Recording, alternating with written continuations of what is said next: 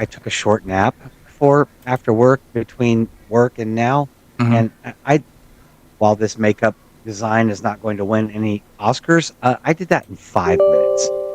Okay, that is impressive. Because this new camera, as I've said before, this new camera stares into the soul of every pore that I have. It's like in it's like in Arkham Asylum when you hit the X, on the thing, and you do like the detective mode, like the X-ray mode, and it sees through everything, and you're like, wow, this is awesome. Yeah, my mom's like, check out this new webcam. I'm like, oh God, thank you. It makes me look horrible. I can never go on camera again without makeup. It's like, I look great, but I look horrible, but I look great, and I look horrible. Right. Right. Exactly. I look awful. I look awfully good. Okay, no problem. I look great, but I look awful, but I look great at the same time. Apparently, James cannot be with us today. He has James Lechner was supposed to be on. We were supposed to talk about the new show, but that's okay. We'll get there.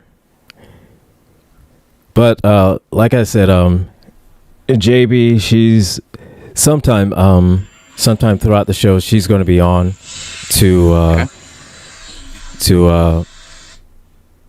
get set up for her show. So it just be a matter of just making sure that that software is working right and everything like that.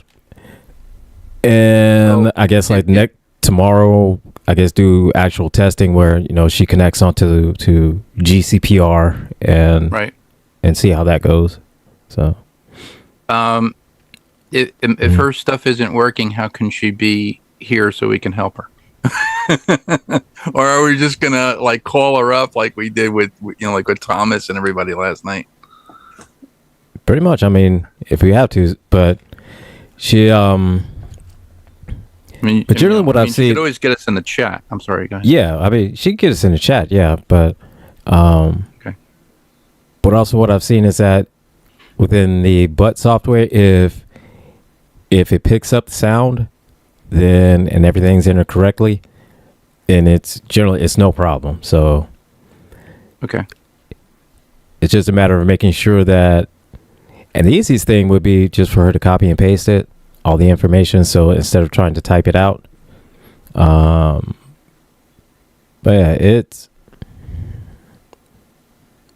shouldn't be too difficult and shouldn't be that bad. So all right, yeah, we're here to help. We helped Thomas last night. Thank God his show. I was like, I was just monitoring the show this morning. I was like going, this guy turned into a 5-year-old. He's happier than a pig in doo-doo. He was oh my God. And, I love it. It's great. It's wonderful. I'm like, I did my duty. I'm happy. I'm going to go back to sleep. I did notice his sound was so much better this morning.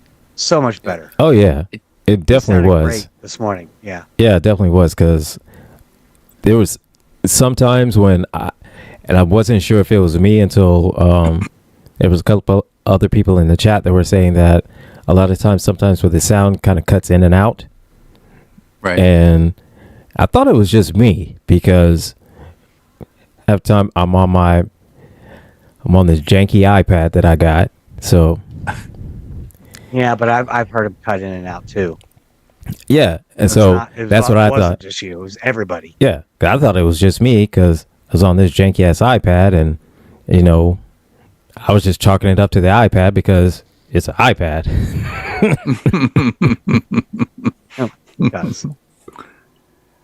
Because we all know how you love Apple products, right? They're very they're very aerodynamic. Yes. If you talk to Jeff, he knows. He's done most of the aerodynamic testing on those. Well, there's a reason why they're called the iPad Air, because he's out here gets a little bit of air when it hits the wall. Dropping bombs hey, right. You got an Apple product? I hate apples. I hate apples. I don't even like apple pie. So I don't even like apple pie. Like Goodwill Hunting. Like Goodwill Hunting. How do you like them apples? I don't like them apples, said Gilbert. I don't like them at all. I don't like them apples. Them apples is sour. Rotten but apples. it's You want me to bob for apples, but you don't want me to just bob for apples, but bob for bad apples. yeah. Like how does that work? Like what what part of the game is that? Like how what? Nah. So I found my new toy for 2025. I saw a demonstration of a man who used a mini drone and a shape charge, and then he let it fly out into the audience, and it flew back to this, I guess, like this dummy, and it basically hit the forehead of the dummy with the shape charge, and actually put a hole through the skull of the mannequin. And I was like, oh, Okay. So we got a magic. there's a new, and it was I believe it was an AI. It was an was it it was a programmed AI drone, and it was like it was like a mini drone, and I was like, oh, So we got a magic bullet. there's our new toy for 2025. Yeah. You get that and a flipper zero. For educational purposes. The flip flop zero, yeah, because when I'm you just get hit saying, with it, some of us use a magic bullet anyway, but that's beside. I mean, that's another show. That's another show for another time. another show after 8 p.m. on GCPR. Any show after 8 p.m. It says Eastern time on GCPR after dark. right. it's 10 p.m. We're gonna talk some shit now. That's about right. Yeah. Oh. Thomas was really he was getting like a couple of swear jar moments in today. I was like going, well, keep it up. We'll take that. We'll take like that Bora Bora vacation next year. He for did, sure. Right? and Yeah. and I have something. I need to say this right now. Like, this is serious. Thomas, I have beef, and it's about Hot Rod, and you need to stop. Okay, you need to stop. I know you love Psych Hill. I know you love GoBots, but we're not kids anymore. Okay, wake up and smell the Hot Rod. Wake up and smell Rodimus Prime. Okay, And it's okay to love Rodimus Prime. I'm just saying. I'm just saying. and just to kind of Killing me, Smalls. just to kind of piggyback off of that sentiment. I mean, Thomas, just let it go. Just understand the GoBots. I mean, while I applaud you, I do applaud you, for wanting to support the GoBots, and it's a great thing. It's a great thing, and I'm proud of you, and it is a great thing that you want to support the GoBots like that. However, facts are facts. And I'm sorry. These facts kind of put the nail in the coffin on your feelings on this one. I know you love Psykill. I know you love Leader 1. And I know you love that dumbass fucking scooter. Swear jar. But I know you love that scooter. But does it really compare to Hot Rod? I mean, does it really compare to Galvatron? Does it? Does it really compare? I mean... And can I just say, when I was, because, on Rules and Requisition the other day, I had a couple extra thoughts, because I hadn't seen Bumblebee yet. Right. The movie. Right. Which is awesome, by the way. But he was watching The Breakfast Club and throwing his fist up in the air. Who, by the way, Judd Nelson voiced Hot Rod. Thank you very much. Mm-hmm. And they also gave a throwback when they were going through the radio. He's like, "You got the touch." No, I'm just saying. Yes. Like, I mean, even the soundtrack got a cameo in Bumblebee. yeah. So, I mean, There actually, Jay Thomas. So- There are a few different female Transformers. RC. RC are obviously the most popular one. There's most popular. There's RC, Wingblade. What was her name? Star Hammer, something like that. But yeah, You want to go down the list? There's Arachnid. Yeah, Arachnid. Yes. One. RC, Meg Empress, Michaela Baines, Solus Prime. Even a Prime. There was a Prime. Yeah, Solus Prime. Yeah. Yeah. I mean, there were plenty. Yeah. So, yeah, as someone who decided to be a woman because she didn't like men anymore, yeah, there's plenty. Female Transformers there. So, right? And so that again, so Thomas, it's okay. I'm glad that you support the GoBots, but let's be honest now. Let's just be honest. There's no comparison to Psykill. And what kind of name is Psykill anyways? But again, that's another discussion. God. Look at this thing. I mean, what is that? And what kind of, and he has a 5 o'clock shadow. I mean, come on. Looks like an ATM. I mean, know, like, and like, look, all I need to do to be a motorcycle is bend over. Like, I'm so and here's the thing, and what kind of robot has a 5 o'clock shadow, looks like an alcoholic that's on his third divorce? I mean, but again, that's a whole other conversation for a whole other time. But Thomas, come on. Hot Rod's better. We all know Hot Rod is better. Come on. Just admit it. I mean, it's a better name than Leader 1. Leader 1? Really? Anyways. So, it is, well, it's after 6 o'clock now. We gotta get this show started. Yeah. Well, we started, but, hey, you can introduce us now.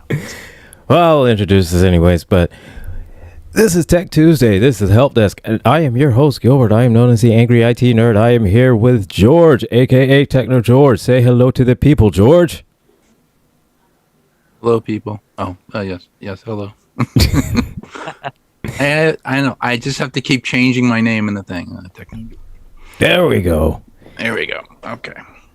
And we have here our returning guest / host / co-host, and she is the Barbie Yaga. She is the prettiest lady on the internet. She is one of my very best, if not my best friend, that I do the rules of Nerdquisition with, and she's definitely nerdier than me, and I hate to admit that, but yeah, she is. She is. About that. That's heavy. That's pretty serious. AKA Jane Wick. Yeah. So Jane Wick. she is Trans Gretchen, also known as Gretchen. Gretchen, hello. How are you? I'm doing fantastic, and Ron Friedman said, Thomas, that the storyline for Hot Rod was done on purpose. It was a hero's journey. Okay, we can have beef about things for the rest of our lives, but Thomas, Thomas, it's done on purpose. He said it was done. This was how it was supposed to be. Yeah. He was responsible, partially, for the death of Optimus Prime, but it was done on purpose. We had to develop a new character for Thomas, maybe, like a janky bot or something like that. I don't know. I'm a phallic shaped type of robot, that bends over and has wheels. It'll just be a transforming eggplant. That's about that. That's all it'll be, just a transforming eggplant. So I received this Christmas present from my wife. she said, "Oh, this other person didn't want this thing," and so it's a movie. Maybe you can actually review this on. It's called X. I don't know if you can see it. X. It's on Okay. It's on Amazon Prime. It's supposed to be a horror movie. It's an anime though, right? No, it's not. Looks no, like an it's anime, it's live action. It's a group of actors set out to make an adult film in rural Texas under the noses of their reclusive host, an elderly couple with a farm and boarding house for rent. But when the couple catches their young guests in the act, the cast finds themselves in a desperate fight for their lives. So it's basically Boogie Nights meets Texas Chainsaw Massacre. So, or Children of the Corn, or both. That's something I can't necessarily review because I know you don't watch horror films. I don't. Yeah, because they give me nightmares. Like I literally saw like a 10-second clip of the remake of It, and had nightmares for 2 weeks. Oh yeah. And it was just the kid in the library with the librarian like creepy in the background. Like just staring at him like I was like, no, I'm done. I'm out. I'm sorry. That would have me crying laughing. That would have me crying laughing.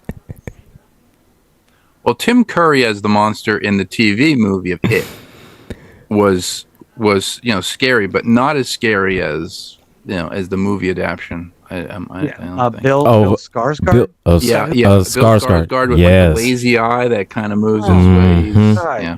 Oh yeah, and it was way creepier. What gave me nightmares didn't even have him in it. It was just some old lady standing behind some kid, grinning weirdly. I'm like, oh, I'm down. I'm out. I gotta go. I'm out.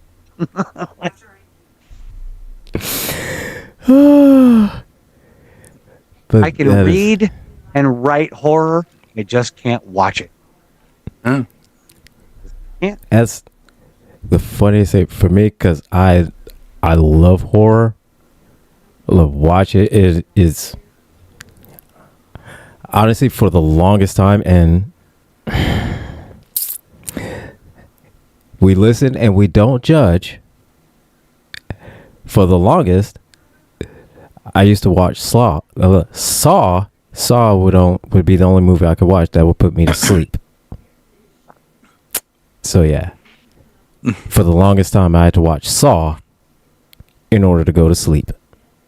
Yeah, but that's more. I mean, I don't know. There's a difference between horror, like actual terrifying horror films, and then just like hack jobs. Like Jason. And it's a hack film. It's gore. Gore is different than horror.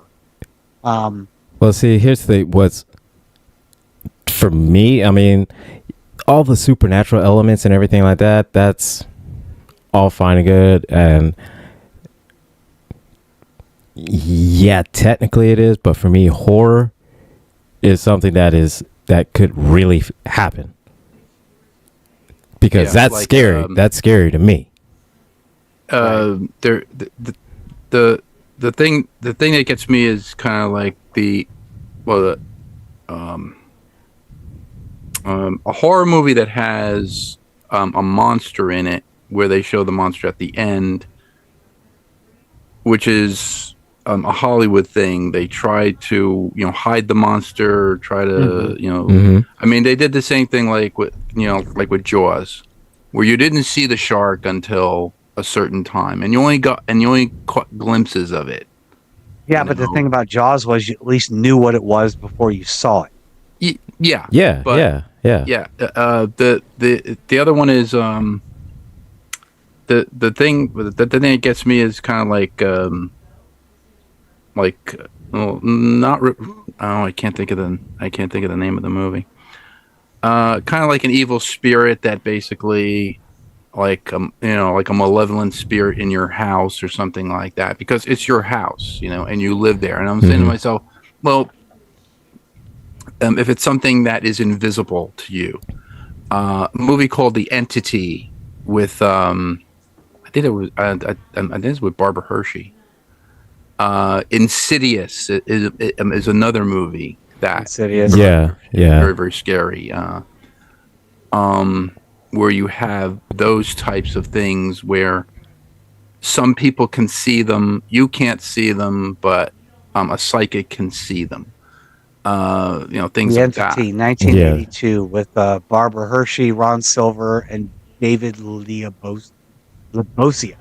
Yeah, it was actually based on a true story of this woman who was assaulted by this thing, by this entity over years. I mean, it just cling. So was Poltergeist and Amityville, and they were all loosely based, right, on something that happened. Yeah. So those are the types of movies that scare the hell out of me. When I was a kid, it was more ABC TV movie of the week, kind of like, the one that got me was Don't Be Afraid of the Dark, with the little creatures, that were running around and, tripping people down the stairs and stuff like that. And then, and also the series, the Dark Room with James Coburn. When you when you saw those, you saw that you get the music and everything, and the music really, stirs it up for you. The music makes it. Yeah, and some movies, they can scare the crap out of you for a while. Like, not too long ago, last 10 or 20 years, The Tooth Fairy. Like, that movie scared the crap out of me. Oh, yeah. And then at the very end, they show the monster, and it's just like this weird CGI. Like, I'm like, oh. I was scared of that for 90 minutes. What is that? Like, if it showed up right now, right behind me, like if you were like, hey, Gretchen, if you're not watching your camera, there's this thing behind you, be like, oh, get out of here. Get out of here. Like, go lay down. Like, and I talk to my dog. Like, lay down. Yeah, go lay down. Stop. Can you not see I'm on camera right now? So just grab a spray ball, just like. I know, right? but we also do live in an era of PG-13 horror films, right? Where they're like that is true. Scary, but like like there was one movie I saw. What was the name of it? Unfriended, where it's like the social media thing where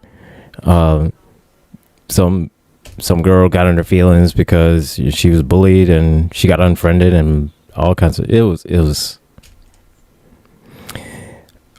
scary. Yeah. What you're saying is I could be the star of a horror film like 40,000 times. That's about right. I mean, I can't count how many times I've been unfriended. It may not be that many, but okay, sure, yeah. Like, I mean, that's my reasoning for being a horror villain. That you unfriended a bunch of people and they got upset about it. Yeah. Like, I didn't know that could be a horror movie, but apparently it is. Oh my God. Or buying sushi from the TikTok shop. I don't know. Oh. Seafood bags, seafood boils. Now that's scary. That's scary. That is scary. I would sit down and watch the full 2-part, 4-hour remake of It before I ate a seafood boil that I bought from TikTok. All right. Yeah. I'll do my DoorDash. There you go. Because one is less scary than the other. Yes. Oh, but there was one. It was like a short story type of thing. It was like an anthology series that was on Amazon. I can't remember the name of it, but and they was like just kind of short, scary stories, which really not just like scary, like basically this stuff you can handle, Gretchen. Not insult you like that. Hey, thanks. I'm sorry. But you can handle that. Like I know how it sounded. I'm sorry. But but the whole story of it is that this girl would put on these webcam shows, but it was like whole theatrical shows where it was like a whole story and she would act it out, and everybody that was, along with it kind of participated, be like a live action kind of interactive show, and it was entertaining. And so that was her thing. So you're describing My Last Tuesday. Keep going. Yeah, but okay. but just not as dramatic. So or as sexy. But anyway. So and then on one of her first shows, that all of a sudden there was a ghost version of her that would just pop in, and then she was like, who the heck are you? And then they would just leave again, and it would just keep going on for like about a week and a half, and then it would just it drove her crazy that just this AI version of her would just pop in and would just keep popping in, and then all of a sudden it just took over her life, and it ruined her life, and she somehow got sucked into the computer and became the AI and had to live out all of her web shows. So it was creepy, but a little bit scary. But it was probably rated G for Gretchen. So it was rated. So like Gretchen could handle it. It was rated G. That was not me. That was not me at that one. Although I did laugh because it was funny. That was funny.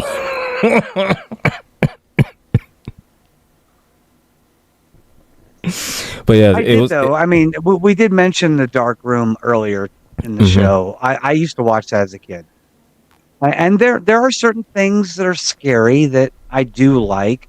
It's just nowadays, in the last 10, 20 years. Okay, so the movie that really screwed me up, that I've been really not able to watch horror movies since, oddly enough, was The Grudge. And I mean, the American version was Sarah Michelle Gellar.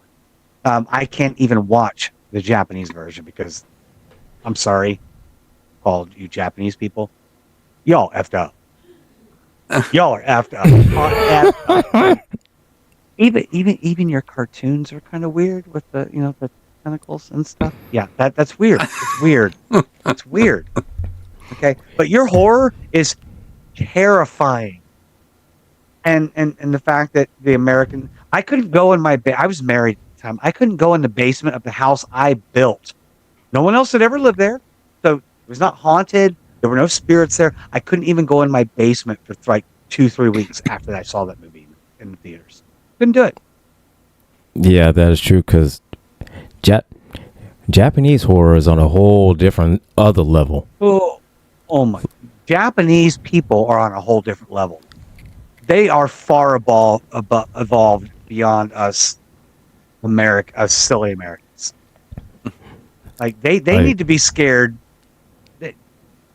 I don't have words. I don't have words. They're like, oh, for real? Like, that's scary. That's cute. That looks like a butterfly. Like, so, let me if that butterfly like make weird noises and look at you through the spindles of your staircase, like make weird noises and. It's like, oh, that's cute. You have a giant man with a hockey mask and a little bitty knife. Oh, that's cute. Here's this girl that pops out of your TV. Well, Samara actually came from the Japanese, Grudge from that. That's where Samara came from The Ring, like the Ring series. And I was like, oh, okay. Japanese and Korean horror movies, like they can make horror movies that aren't even supernatural, that scare me more than supernatural stuff. Yes. Like, how about that one movie where that girl had a crush on this dude and she's like, oh, I'm just going to like lock him in a room and do horrible things to him for 2 hours. Right? What? Like, Jason, please, Jason, I'm getting busy. I'm getting freaky with someone over here. Come on, Jason, do your thing. So, I mean, please. Save me Can from you this. help me out? Help me out. Help me out. Save me from this Japanese horror film, please. God. But now I'm thinking it's like all like new wave horror now is going to be just all cyber attacks. Like everything is going to be more or less kind of like that movie, Leave the World Behind. Oh. Where it'll just be one cyber attack and there's a whole collapse of society. Or just hack. I thought it was going to be like Eagle Eye. Or like Eagle Eye, yeah. Yeah, Eagle Eye with the AI was. Nico was a Japanese film where two women just kill samurai and sell their belongings for a living. And it was terrifying.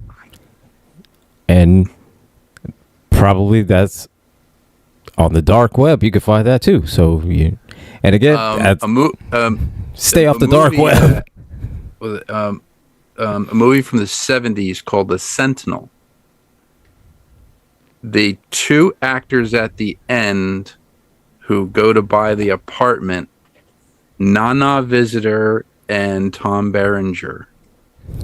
And when I met Nana Visitor in Secaucus, New Jersey, at the Star Trek convention, I think when Deep Space Nine was around, I asked her about it. She goes, "Oh my God."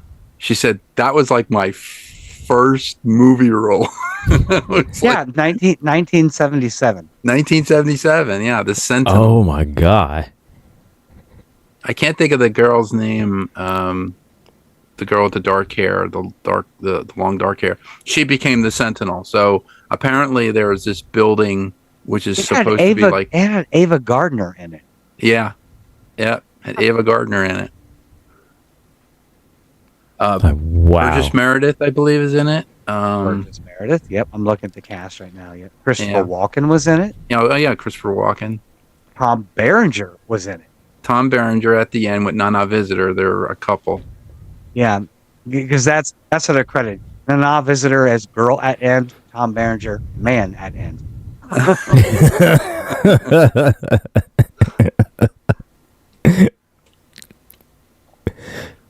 So in 1977, that was the year I was born. God. Oh. Damn. Born in 77? Yeah. Oh, wow. I was 3. I was 3. But that was back when Burgess Meredith wasn't even Mighty Mick yet. To me, he was still the Penguin. Yeah. He was still the Penguin then. He didn't become Mick until like in the 80s. Yeah, I remember 77 going to see Star Wars for the first time. I was like, I think they had just raised the ticket price to $4.75. And everybody was like, $4, that's high, that's highway robbery, and blah, blah, blah, blah. And they made so much money on that movie. Sure. My parents, or my mom tells me she took me to see Star Wars in 77 when it came out. Obviously, I was 3. I don't remember. What I remember was the re-release in 1980, because prior to the release of Empire Strikes Back. Empire Strikes Back, yeah. I graduated high school in 1980. So it was, I was like going, ooh, we got. Oh, God, I had 12 years to go before I graduated. Empire Strikes Back. What? I'm sorry? I had 12 years to go before I graduated, because I graduated in 92. But I do remember when I went and saw Return of the Jedi with my family. We went to the movie theater. It was in a mall, and it was in the middle of a mall. And it was Sears at one end and Lazarus at the other, for all of you old people that know those names. The line came out of the theater, went down to Sears, curled around, and went all the way back to Lazarus. And we were like right in the middle. And I read the entire novelization of Return of the Jedi in line while sitting there waiting for the movie to come out. Wow. To get in there. What in the heck? Angus McGinnis just passed away. I think I sent that to you. Who did? Yeah, he was Gold Leader in the original Star Wars. He just passed away, I believe, December 23rd. I'm checking 2024. now.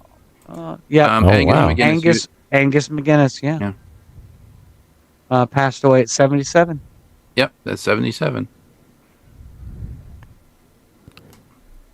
So there's a really cool documentary about Star Wars. It's called Elstree 77.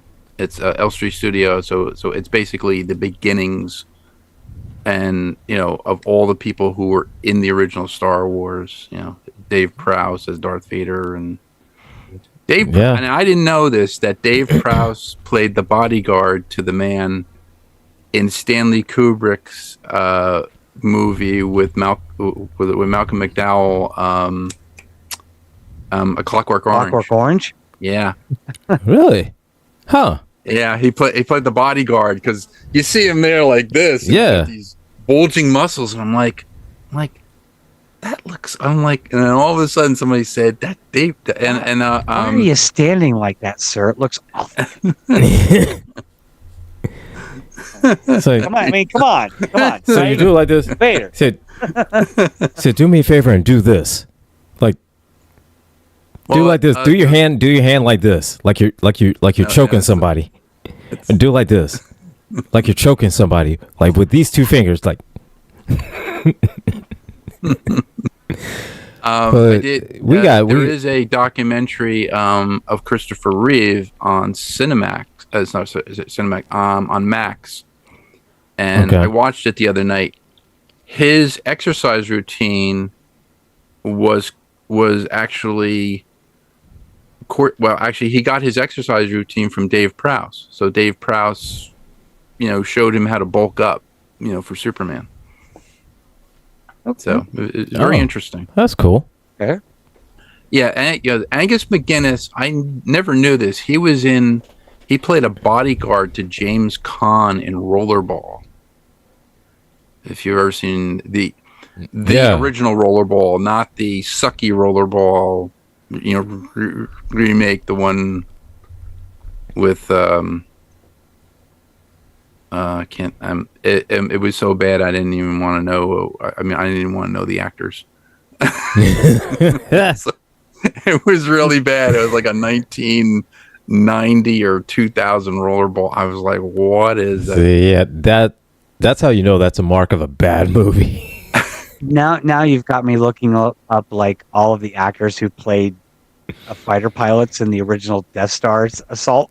That's what Red Leader. I mean, hey, I know I'm not on my own show right now, but Drew Henley, who played Red Leader, almost there, stay on target, passed away February 14th, 2016. Like, even not on the show, still got a ray of sunshine out there. Even not on the show, still keeps that 100%. Still keeps that 100%. I'm getting bonus kills and not even on my own show. All these are just side missions. These are all just side missions. Side quest. What did Gretchen do on her side quest today? She killed somebody. A few headshots. Few head kill. Oh my god! But yeah, it's always my favorite though. Like, because I do it all the time when everyone's like at work, like we're in a group chat, and they're like, "It's almost Friday." I'm like, "Stay on target. Stay on target. Stay on target.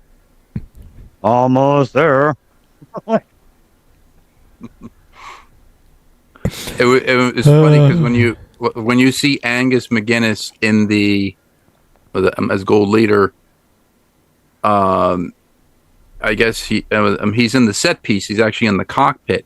He's reading the script from like the top of his leg, and he's looking down. He's like, switch, and he goes, switch to targeting computer, and he's looking at it. He's actually reading the script in the cockpit because, and he says it in the interview that he's like going, everybody learned their lines, but I was, I was a traditional. I think he was like a play actor or something like that. So he was always in a play, and he had, he had the stuff just off camera or just off of the stage where he could actually look at it.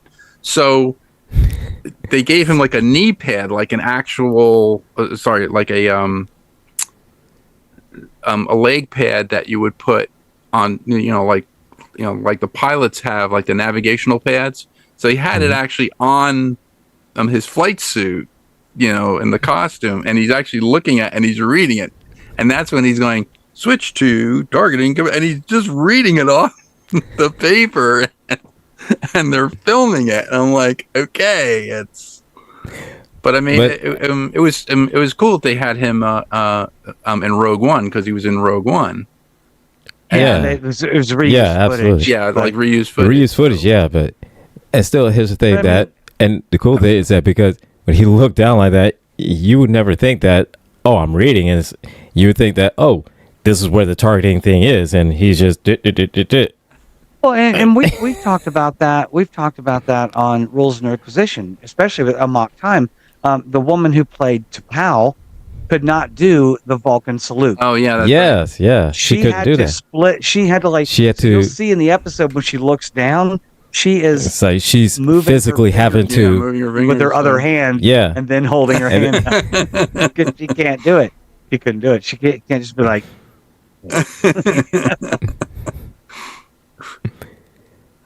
That's funny. I always like the behind the scenes stuff. Mm-hmm. In the Elstree, documentary, there is I think it's the Elstree documentary. Dave Prowse was sworn to secrecy. I believe in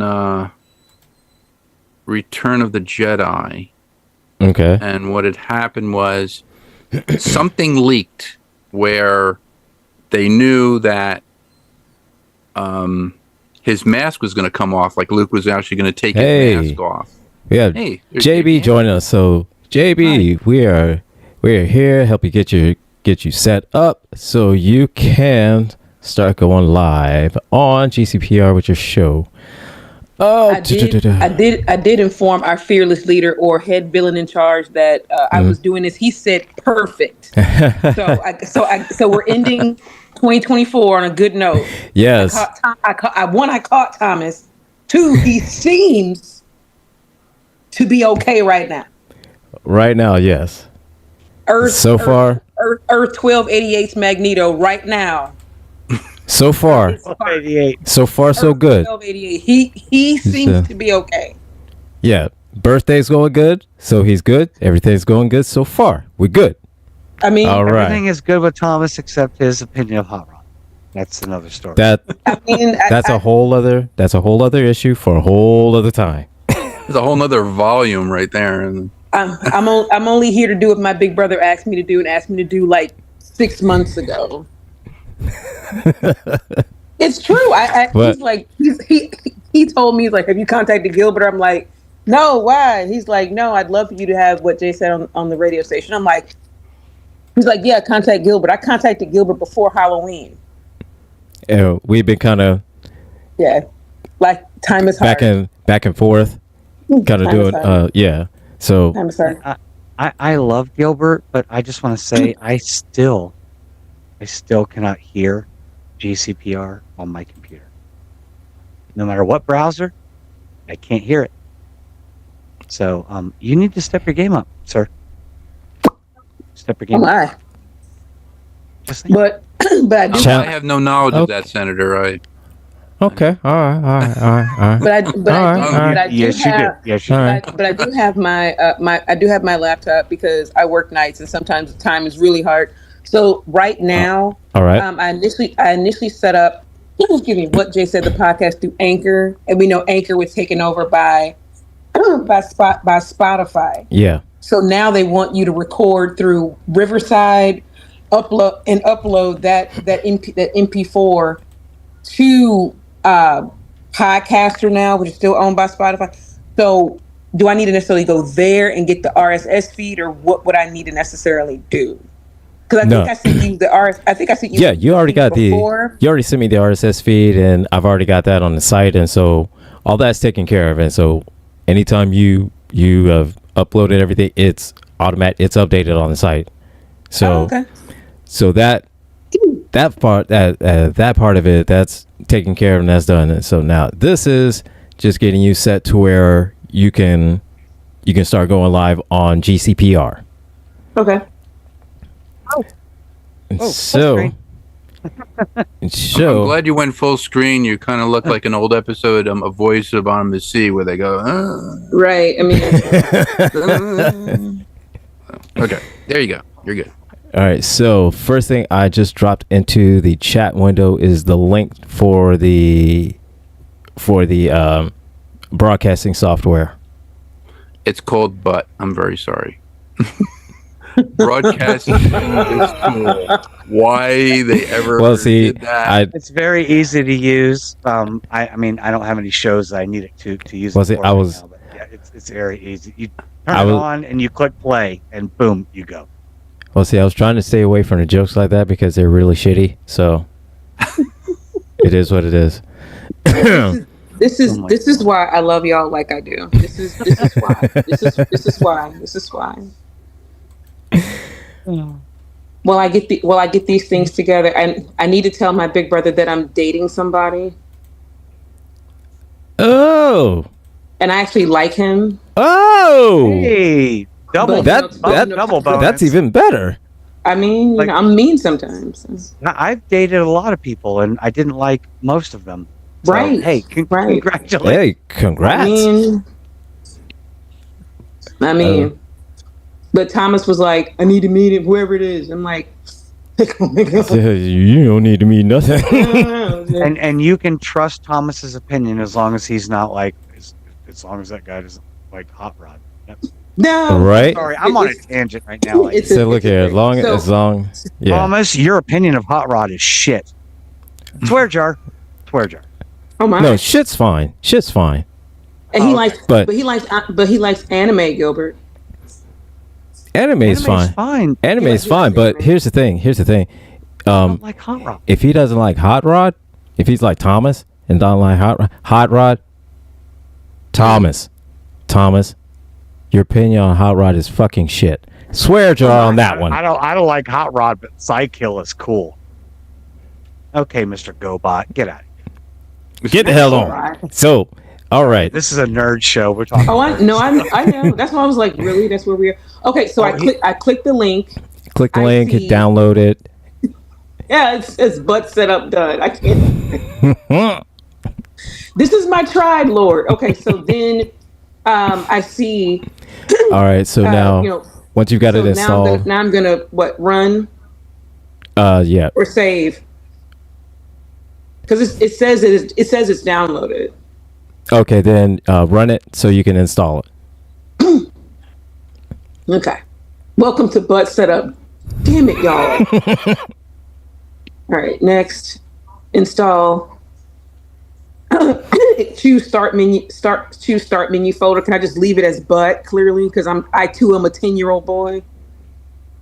All right, and do I need to create? Because I'm actually running Windows, so do I need to create a shortcut for it, or just let it install? If you install it, it should automatically create a shortcut for it. It'll be like a yellow box. It'll look like a speaker. Completely butt set up. Y'all are. See, now you can't unsee it now. You can't unthink it now. Okay, then finish. Okay, how do you want to open this file? I'm always going to open it through Chrome, or does it matter? Because Chrome's normally my default. Oh, okay. You could open as far as you're Chrome is fine. Yeah. Okay. Hey, how do you want to open this file? Google Chrome. Next. Okay. All right, now I got a manual, and then a table of contents.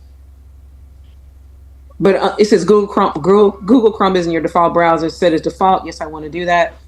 Okay.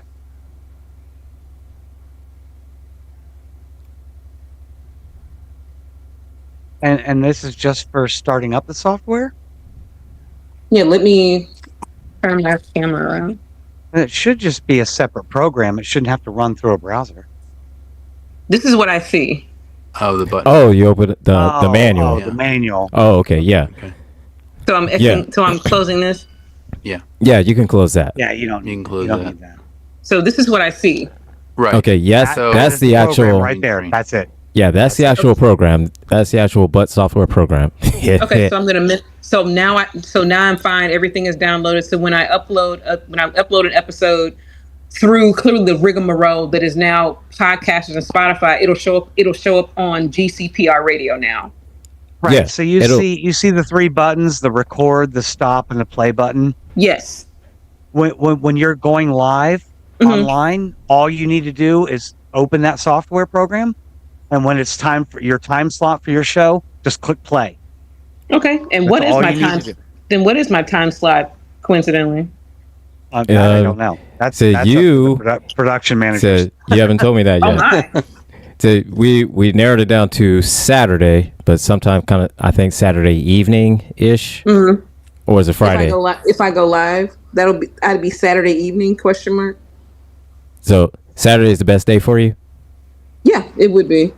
Okay. And just to be clear, you don't have to go live. You could record it previously, and then you could put extra work on Gilbert and just send him the audio and be like, "Hey, I need you to air this on the radio station on this time." This stupid question 384. Yeah. So would that mean when I record said episode, do I need to send you the raw file that I would record either on my phone or the computer that converts to, because normally podcasters want you to upload the file as an MP4.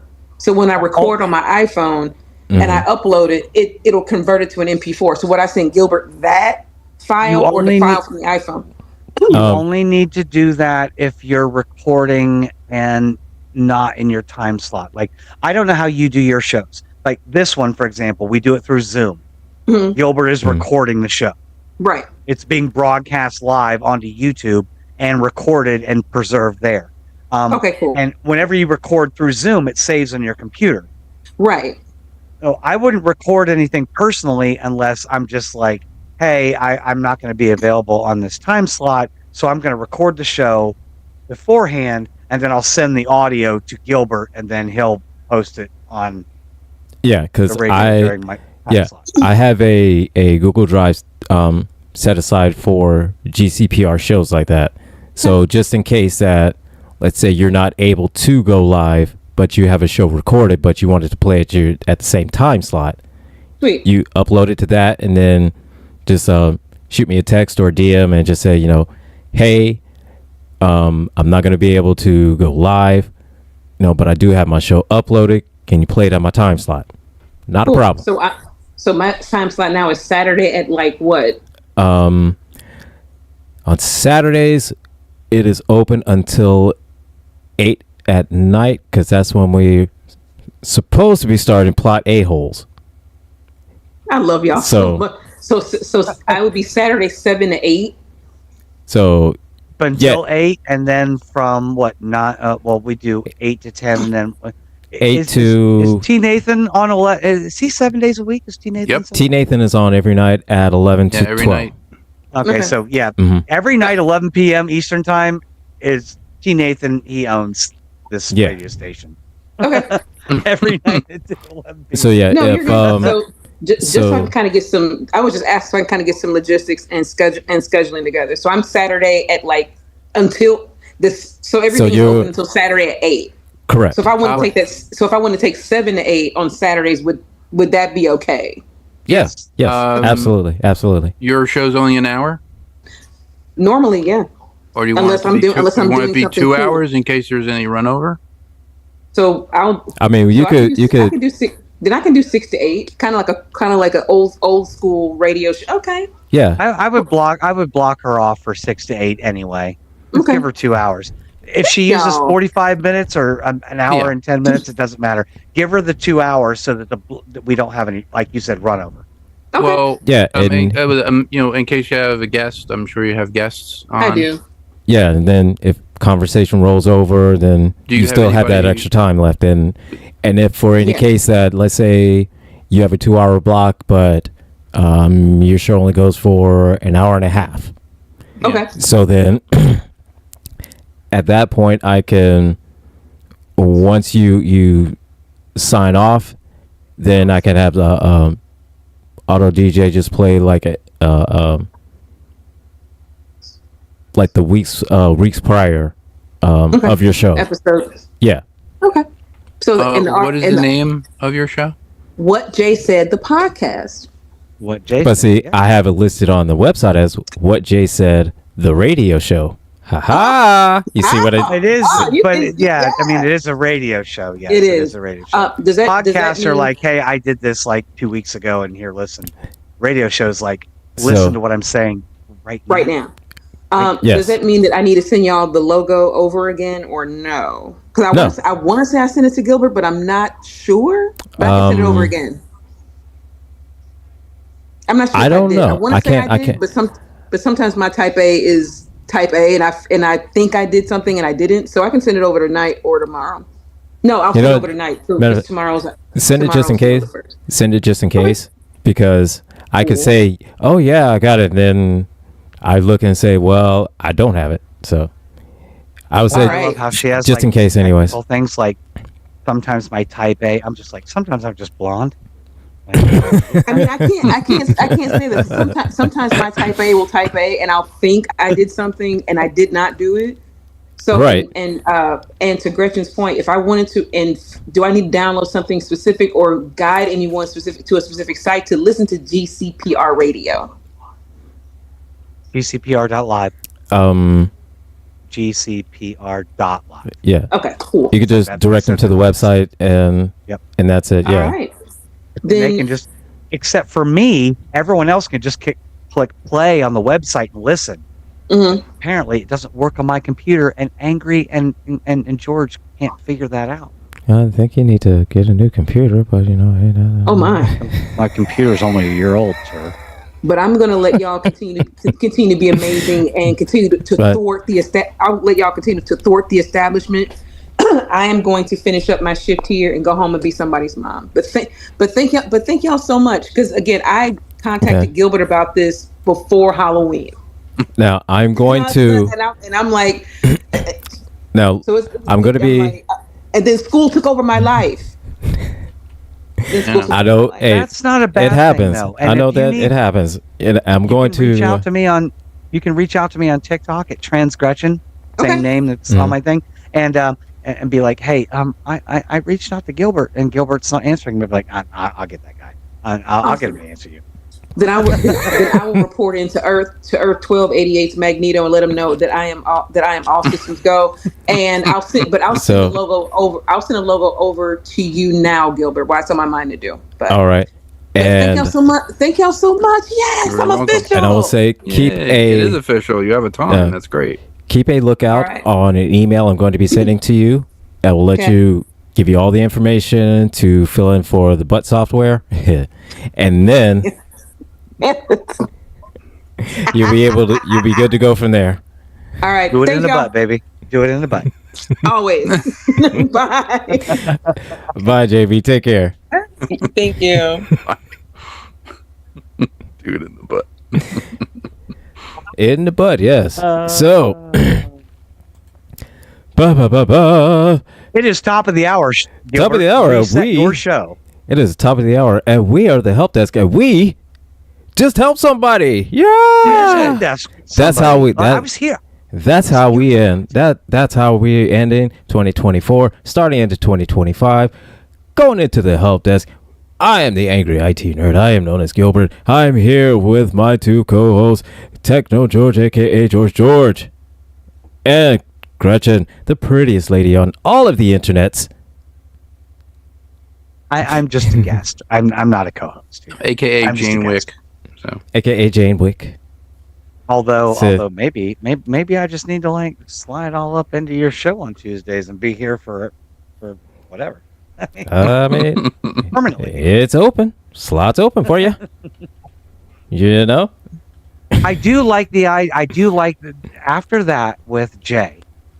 I like the thought of having people coming into the show, kind of like callers, Yeah. typical radio show. Well, see, Have people that's come into the show, fix a technical issue, and then go on, kid, get out of here, you bother me, Jay, and then we get someone else. We Yeah, pull them yeah. in and we I see. That's we that's the goal. Setting up to start getting in live calls, and so nervous. getting a well, got a Google Voice number set up for it, but it's local for here, but I want to try to get a number to where it's, I wouldn't say like international or anything like that, but at least something where people can actually call without, have Zoom or something like that. Right. Mm. And that's the only kind of challenge I've been kind of facing, because as far as being able to answer and listen to it through through the radio and through socials and everything like that, I can do that. That's fine. Just want to be able to get a different kind of number. I researched this when we were doing, like when we were actually starting Jeff's show, and I went through all these things and I said, okay, we can have a 1-800 number. He goes, yeah, how much is that? And I'm like, it's like $400 a month. And I'm like, I get but it's it's kind of like an IP address, number. It's like a voice over IP number. So it'd be a voice over IP number hooked to this cloud-based service, right? Where you can have multiple callers in a in like a queue, and then you can release those calls and you can say hi, there's the help desk, yes. Hi, there's the help desk, and he goes, oh, that's what I want. How much? I'm like, well, it's $450 a month for just this, but then you have to put down like $1,000. I'm like, we don't have this money. We don't have money for microphones.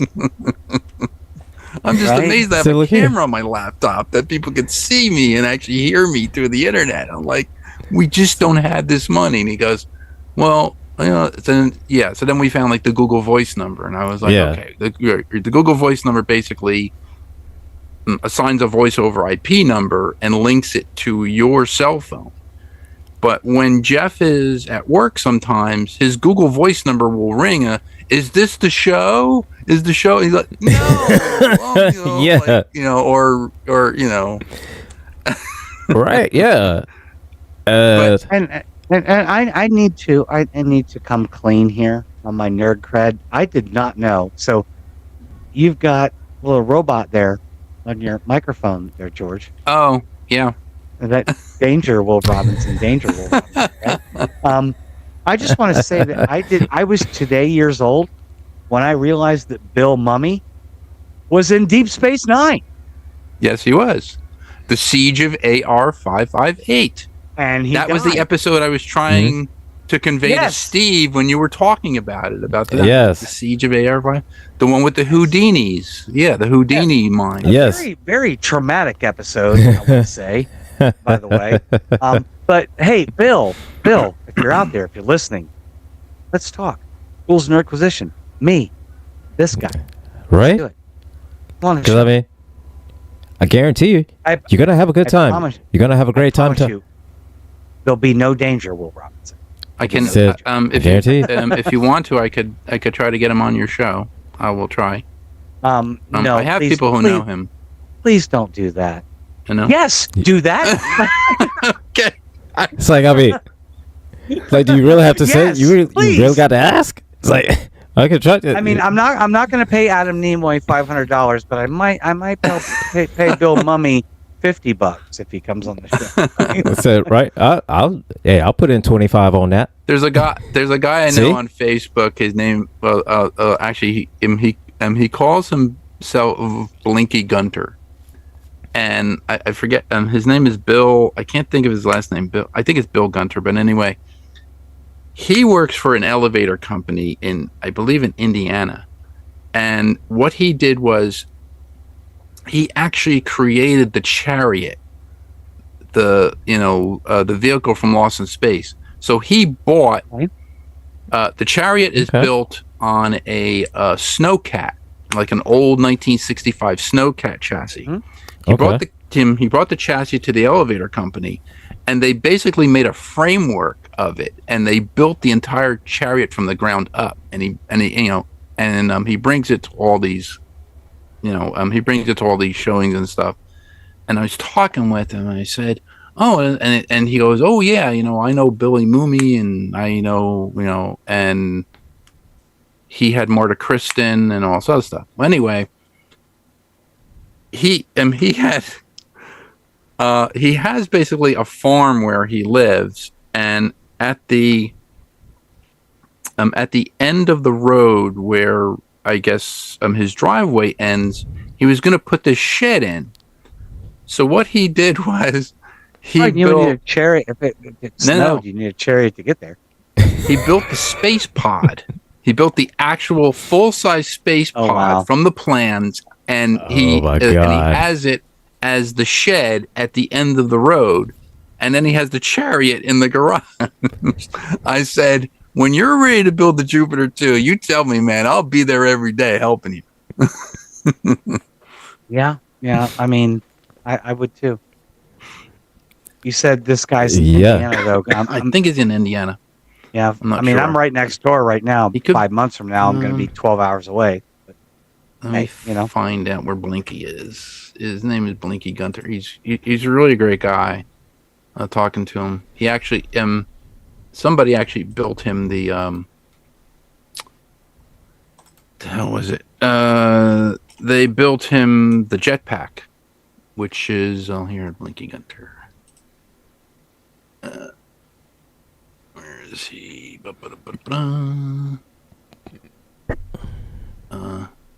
Yeah, lives in Mitchell, Indiana.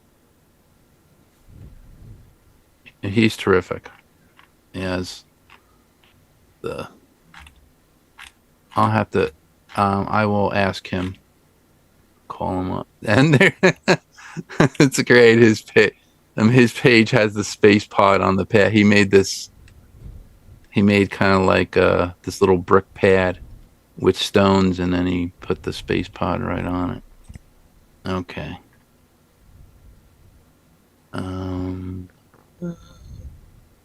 Okay. Yeah, I'll have to. All right, I will contact him, and we'll see if we can get Billy Mooney. I like the Jupiter 2 though, because like you could literally like slap a neck and some nacelles on it, and it would look like the Enterprise. The Jupiter 2 is kind of like the TARDIS, because in the with it, I didn't know there was a third level. So the third level was supposed to be the engine room, but the engine room is this full-size huge set. Okay. The one with the ghost that falls into the nuclear pile for the kind of thing. Mm-hmm. All right. And they go into one of the storerooms, and the storeroom looks like Home Depot. And I'm like, oh, wait a minute. The Jupiter 2 is actually like the TARDIS. Look, it's dimensionally transcendental. It's bigger on the inside than it is on the outside. Well, when I move in 5 months, my goal is to build a studio. Like right now I've got it blurred, but this is just my room. Mm-hmm. Thanks to my new camera that stares into the soul of every pore that I have. But, I used to have Christmas ornaments that were the Star Trek ships. Right. So my Christmas tree, you plugged them in, they all lit up. But I gave those away when I moved into this apartment because I was downsizing, and I'm going to downsize again. But I am going to build. I have an idea. I've already been in the house, visited there. I'm going to be living in. I'm going to have models and stuff. And I've already talked to you, George. When you do Model Citizen, I'm going to be building my Enterprise model on the show as we go. It may take a couple episodes, but we're going to do it. And I'm going to have them all hang up. And I'm going to do I want to do all the famous ships. I want to do not just the Enterprise and Star Trek stuff, but like Star Wars, Jupiter 2, the TARDIS, all the nerd stuff. Yeah. Because that's something me and Gilbert are trying to get away. Yes, we review Star Trek every week when we do Rules and Requisition, but we're also trying to branch out. We're nerds beyond Star Trek. Star Trek was the beginning. Yeah. It was the beginning. It is not the end of nerddom. Do you need the Star Trek control panels? Because that's what I really want to start building now. Like the actual thing with like the blinking lights, like Spock's station with the viewer and all this other stuff. If you want to build me a Spock's science station, George, I'm not going to stop you. I would probably donate to that if you need a little cash for that. I would probably donate to that. because not only am I moving and starting my life over, I'm getting a fresh start financially as well. So cool. I will have much more financial freedom once I move, when I'm not paying $1,530 a month in rent. Woo. Nice. So yeah. I pay more in rent in this apartment than the house that me and my ex built 20 years ago. Wow. And they're still paying the mortgage. It's $200 less for a house than for this 700 square foot apartment. And you know this. I got with it. I think you did it wrong. I think you should have, had like the ghost, like in the basement, paying a little bit, like the grudge, right? The grudge girl. Maybe she could chip in. Yeah, right. At least a couple hundred. I couldn't go in my basement for 3 weeks because the grudge girl's down there. But like, hey, yo, can you pay some rent? Like, say, look here. I mean, just look at her and say, hey, look here. I understand you got things going on down here. All right, but could you sweep once a week, maybe? But I mean, if you're not gonna clean up, you're not gonna sweep, you're not gonna cook or nothing like that. I mean, Mr. Kirk, that basement is so clean. The floor looks like it was polished.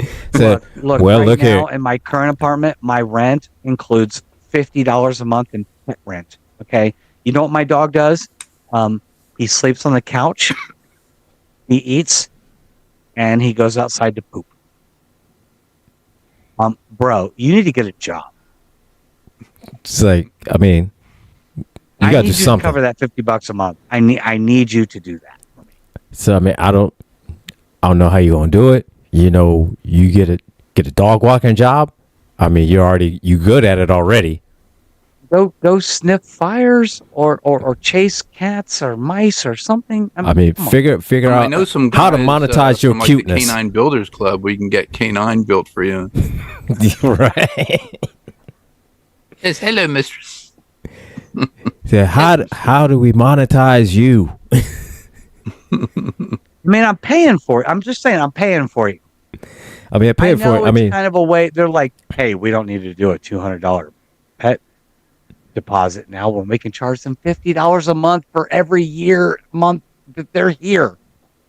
I get it. It's a capitalism thing, but yeah, my dog I have hardwood floors. You know what he's done? He's puked on them twice. Okay. No one will know. I cleaned it up. It's hardwood. It's not carpet. Yeah. It's hardwood. So. And that's the great thing about with hardwood floor and cleaning up, dog puke. Yeah. Right. It just right. wipes right up. But they're like, we're still going to charge you $50 a month for the 5 years you've been here. Oh, because I moved in July of 2020, and I'll be moving out end of May, so 5 years. Yeah. So it's like $50 a month. I mean, not like y'all can't do $50 a year. I mean, damn. Yeah, that was worth it. Absolutely. God, I can't wait. My new roommate's like, how do you feel about $1,000 per month flat rate? I'm like, I could just get by on it. I'll try. I think rent and utilities. She's like, no, $1,000 a month. I'll try. It's a bit steep, but I mean, I see what I could do. It's going to be tough. Oh, it's going to be tight. But I will scrape by. Dawn, I love you. I know you don't watch this show, but Dawn, I love you. And I will see you in May. And you'll probably text me later and be like, pasta jar is still on the counter from my current roommate. Like, bitch, you need better roommates. Like, right? Oh my God. Roommates from hell. She's literally had a pasta jar on her counter next to the stove with her current roommate who's leaving in a month or two. Just, make way. The queen. Hold up. But that jar's been there for like 2 months. The jar has a bigger social media presence than her roommate does. Nope. This was in my old shop. I had a I had to build this for somebody. Oh my god! Oh my god, that is amazing. The Kirk chair. Yeah, I found out that the lights that are right here, I got those from U.S. Plastics. I actually found the original lights. They're gumdrop. They're like gumdrop moles, and I found them on Amazon. Yes. Like, so they make these gumdrop moles, and if you put clear, if you put like clear resin into them, because if you look at the ones that are in the cage, the cage, and then since they're not, they're not like real round like that. They're kind of like a little steeper. They look like gumdrops. George, that is the most amazing thing I've seen all year, and I'm saying that being the last day of the year. Like you had 364 days to impress me before that. Today, oh my God, that is freaking fantastic. I couldn't keep it. I had to build it for. I built it for my friend Mike Stein, who is let's see if I can get this one. I don't know if you could see any of that. Oh my! You see? Now that's something where if you don't lock a door, that's just gonna be missing. The chair itself was a chair that somebody threw away, and I took it, and it looked because I do have plans from my friend in Canada, so I actually have the plans of the chair. It's supposed to be the Burke chair, but I did not make any of this. This was like an office chair that was being thrown away, and then I had to make the other piece. But it was all handmade. I actually I made it white. I knew it was gray, but I was like, so how am I going to make the chair and make it like shiny? So I made it white. I actually put Formica on it. So I actually got this huge sheet of Formica from Home Depot, and I had to cut it. And I didn't have. Wow, that's freaking amazing. That's. But everything worked. The speaker the speaker worked. I found this circuit online where you can record your own sounds. So I went to the Star Trek page that had these sounds. The last sound in it. It's a 3.5 minute clip. It's from The Balance of Terror. It's where Kirk is actually talking to everybody on the ship, and he's saying, this ship and this crew is expendable if we should get into some sort of a fight or whatever." But it's echoing throughout the ship, and that was the last. Yeah, that was the last thing. And then I made all the tapes, and you could put all the put the tapes in the slot and everything. George, that is incredible. I need to just that's incredible. Like I'm in this like purple comfy gaming chair. Like I would sit in that. Oh, it had a hot. And do my show from that. That is that's amazing work right there, man. Like Gilbert's cool and all, but look at this chair I'm in. I was. And that's fair. That's fair. I was so scared. I was like I don't know if people are gonna. Somebody got it for $2. It was a $2 raffle, and they made like, I think they made like $400 or $500 for like a children's charity. It was auctioned off in a raffle. George, stop! Someone bought that for $2. Yeah, they won it for $2. Who are they and what's their address? I'm not saying I'm going to visit. That's the thing. Just want to talk. Just want to talk to him. Just want to talk. I don't know. And for Jeff in the chat from the other side of information, this is my favorite Enterprise. Oh yeah. the refit Dun, model, dun, dun. not necessarily the NCC 1701-A. That was in 4, but Star Trek: The Motion Picture, the refit of 2217, I think that's what it was. So Right.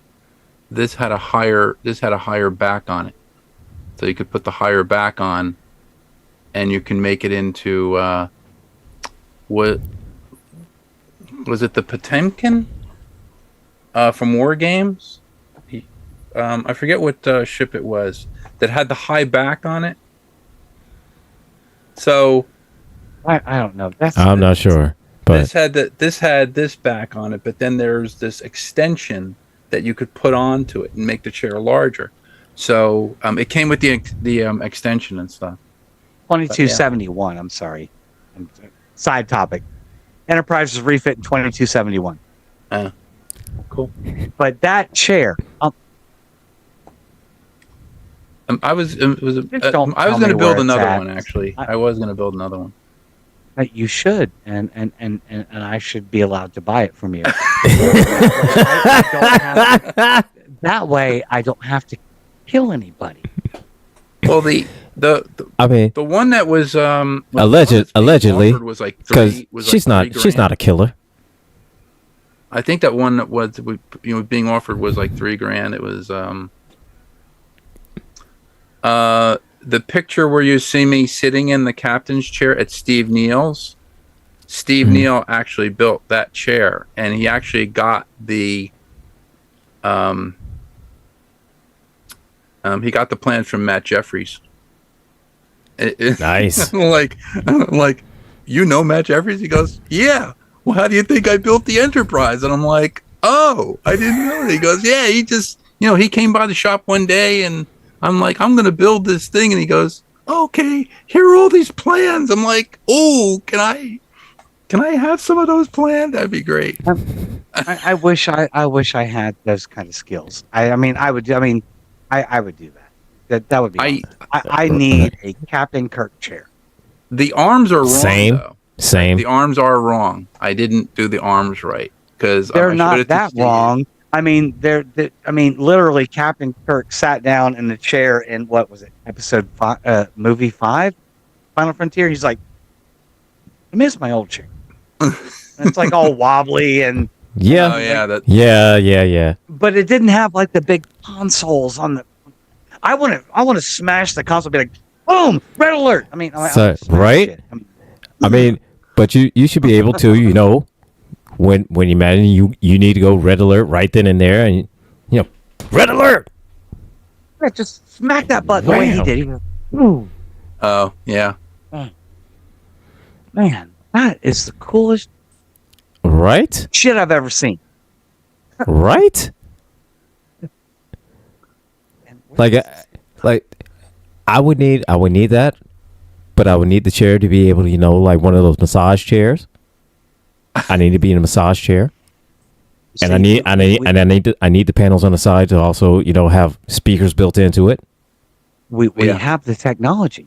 Well, the chair was supposed to break down in 3 parts. I made this chair break down in only 2 parts. So I actually built the base. Oh my god! So the base actually swings you open. Literally ripped that. I don't even think you built that. I think you just ripped it off. I think you the Enterprise set. You stole the chair and you ran away. I just had to figure out all the angles, and I was like, okay, how am I going to figure out all these angles? And then my friend in Canada, he goes, hey, I have this thing. Do you want it? I was like, yeah. And he sent me all of them. So he sent me all the plans. All the plans have the angles because I was, I was watching the show, and I was actually taking clips and printing them out from a printer, and then getting a protractor and putting it onto the actual, still, and looking at the angle and go, oh, that's a 30-degree angle. That's a 60-degree angle. That's a 4-degree angle. That's this.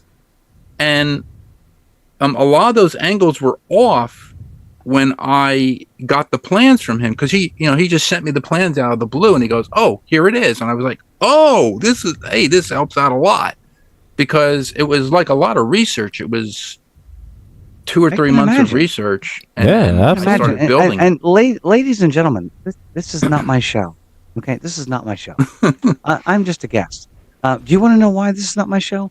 Because of that guy, right there. Look at that shit. Look at that. Look at that. I want that.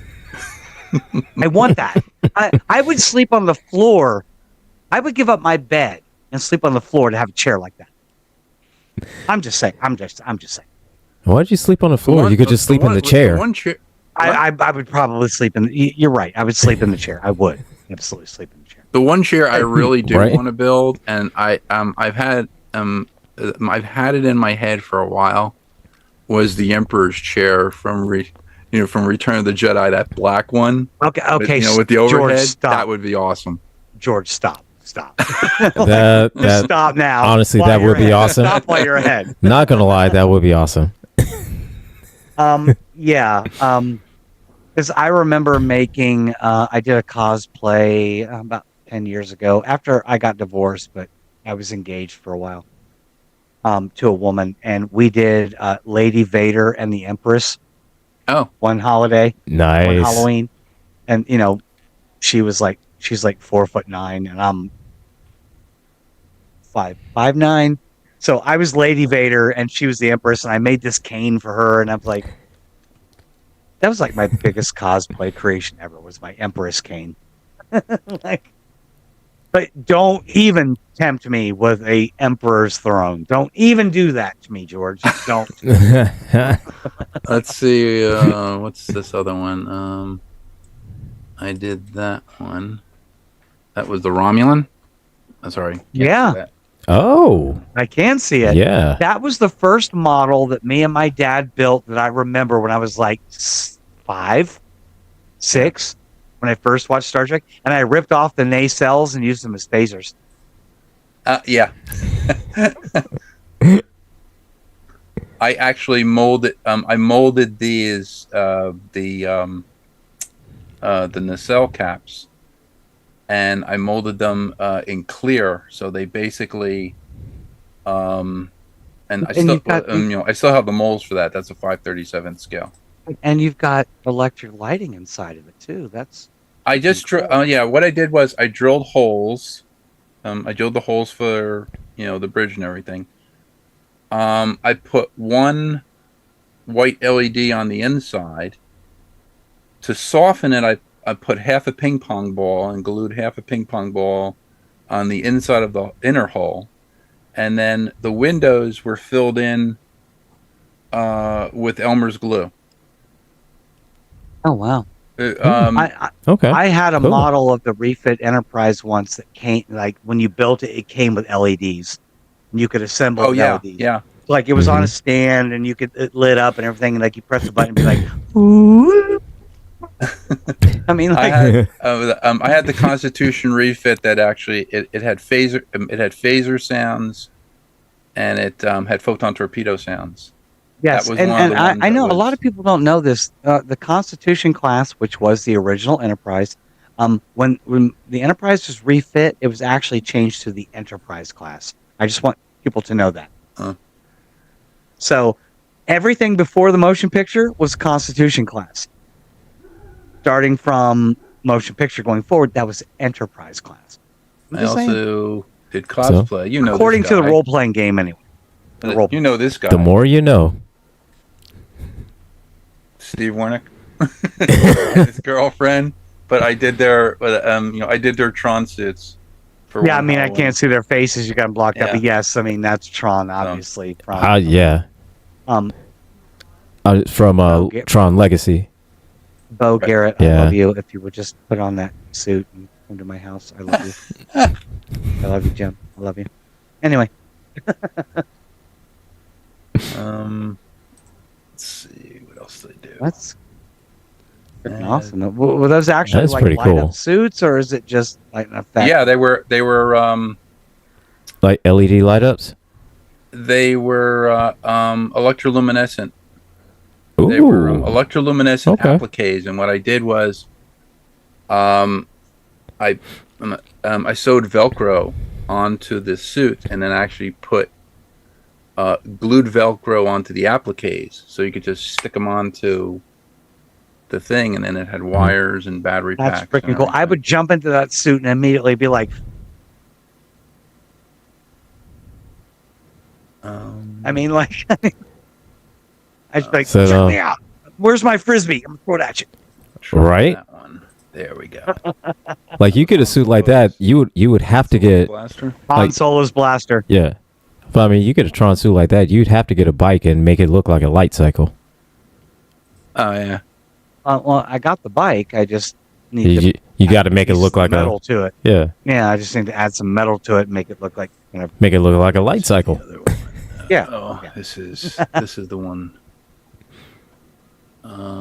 This is the one I did. Daredevil. nice. Oh, nice. I found That's pretty cool. These they were replacement lenses for the Oakley sunglasses, and I got a plastic. It was like a plastic mask, like like you would wear at the theater or something like that, or like a Mhm. small Halloween product. And I velcroed those onto the mask and put the mask behind the actual piece.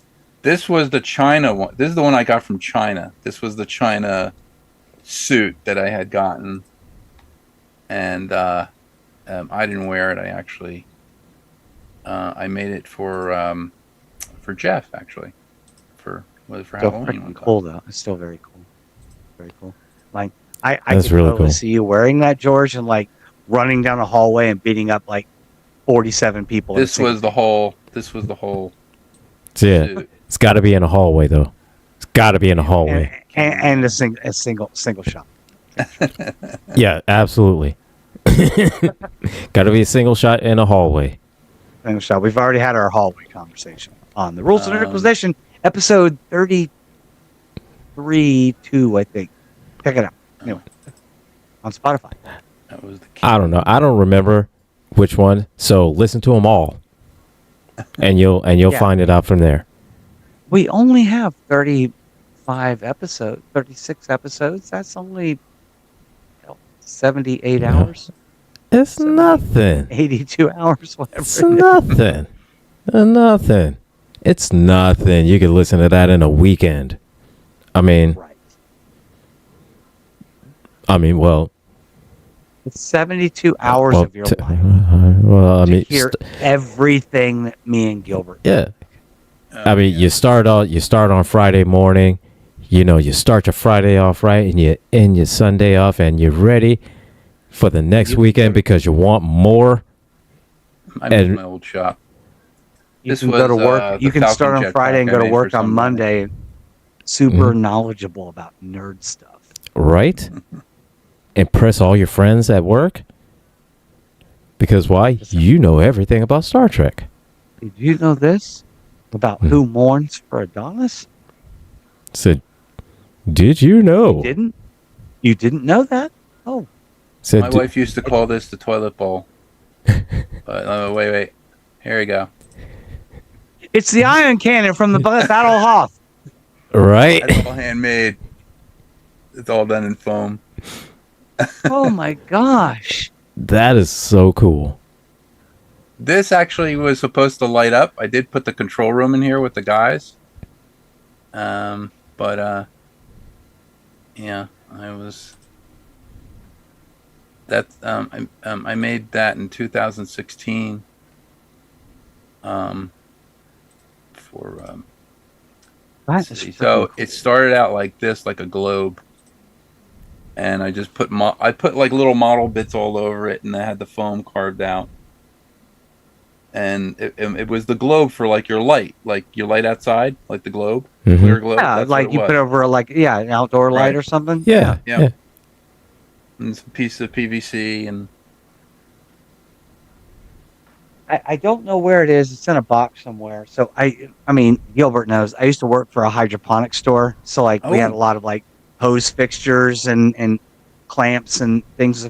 I made a lightsaber once out of a bunch of fixtures. I'll find it someday and I'll share it on. This Wolf's is Nerd my Position. friend Eric Longstreet's Nice. Thing Flying Saucer. That's great. That's an awesome one. It had the, it was a model kit from the Thing.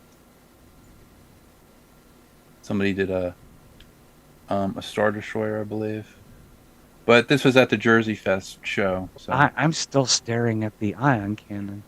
I mean, like Right? the saucer in the background's cool and all, but like But that ion cannon, though. ion cannon. But that ion cannon. I think First I still have transports this, are away. Yeah. I think I still Yeah. That is the somebody coolest actually shit did ever, man. What? I just that's the coolest shit ever. It turns like it spins on like on its axis. So Oh, well, see. Of course it does. Of course. Because of course it does. because it's just a globe. It's just a globe, but yeah, That is it was so cool. it was 1/72nd scale. It was in scale with the the Hoth base. And in like 10 minutes, he's gonna be like, "Check out these AT-ATs like walking through the snow that I made." Says no big deal. I mean, I just put some sensors on it with some. I just put some sensors on it so it walks on its own, and then Was the one. Basic mobility There it is. actuators and stuff. Like no big. said no big deal. I mean, I just took some like those door sensors. I just made it to where with a Roomba, and so it could walk oh my around. God. Oh my Yeah. freaking God. That's the entire base. That's it. Dude, you could film a movie scene with that. Yeah. I only had 2 snow speeders in the Thing, but that's actually only my two. friend's Millennium only Falcon. got 2 snow speeders. Oh my God, only 2. And then I'm done with you, George. You only had 2 snow speeders. I'm done with you. It's like You couldn't have 3. oh, Jeez. only 2. Oh, That is freaking amazing. that is so cool. Yeah, Oh my God. because I remember you showed me part of it, but I didn't see the whole thing with the Millennium Falcon and the 2 speeders. The speeders are actually, you really can't zoom into it, but the speeders are actually held in place with aluminum wire. This is I was doing some test shots. I'm like, with, I'm going to with be my so friends, clever. I'm going thing. to come Before- on Model well, before I Citizen, did the and I'm going roof. to build. I'm Yeah, going to before come I did on the Model roof, I did Citizen, that. and I'm going to build this model that like I bought online. Watch how clever I am. Like, Jesus Christ, dude, that is freaking amazing. That is freaking amazing. Oh my Hey, God, that is so. Oh my. you could have had 3. So look here. You could have had 3. Listen. Swear I jar- wanted to have more. Swear jar coming. That is so fucking I just cool. couldn't get enough in time. That was the thing. Time was running out. Oh my God, George, you are so talented. That is swear jar fucking amazing. So that was Oh a my- snow. oh my That's God. the 1/72nd scale snow speeder. Look These at were the actually put detail. down. Yeah, I cut the detail on cut that. this Just off and I yeah. glued it. Did you Glued it paint up. that yourself? No, this was already done, but I had to weather it, so I had to do I did all the weathering myself. Okay, yeah. Okay, I mean, yeah. The I guy know was what already weathering in it. means, but yeah, sure, that was no big deal. I just weathered it. Like, I did. It oh my was, God, it man! was just a clean. It was a clean. I am blown away. I am blown away. That is freaking amazing. I am.